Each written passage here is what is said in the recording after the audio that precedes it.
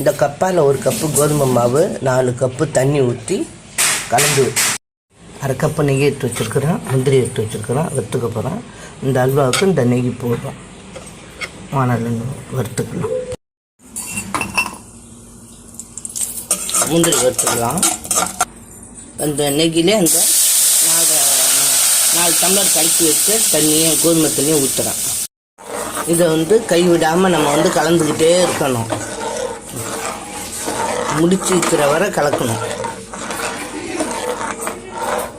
பாருங்கள், இந்த ஸ்டேஜ் இருக்குது. இப்போ கொஞ்சம் நெய் ஊற்றிக்கலாம்.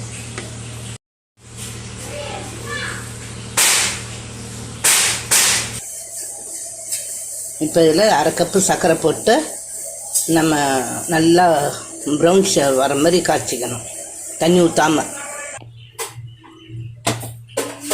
இப்போ பாருங்கள், இந்த ஸ்டேஜில் நம்ம சர்க்கரை போட்டுக்கலாம். அதில் ஒரு 1/2 கப்பு போட்டிருக்கேன், இதில் ஒரு 2.5 கப்பு போட போகிறேன்.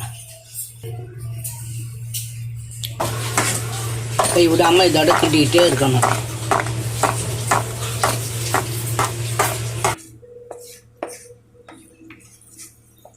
சர்க்கரை 1/2 கிளாஸ் போட்டது 1/2 கப்பு அது கேரமல் பண்ணி இதை ஊற்றுறேன். பாருங்கள், ஏலக்காய் தூள் ஒரு 1/4 ஸ்பூன் போடுறேன். பாருங்கள், நல்லா கை விடாமல் கிண்டிக்கிட்டே இருக்கணும். நெய் ஊற்றுறேன்.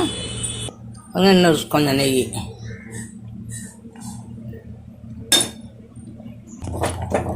அப்போ அந்த அல்வா கலர் வந்துடுது பாருங்க. இந்த கேரமல் பண்ணி ஊற்றினா தான். இன்னொரு கரண்டி நெய். அந்த 1/2 கப்பு நெய்யை கொஞ்சம் கொஞ்சமாக ஊற்றி கிண்டிக்கிட்டே இருக்கணும். இன்னும் ஒரு ஸ்பூன் தான் இருக்குது, அதையும் ஊற்றி கிண்டிடலாம்.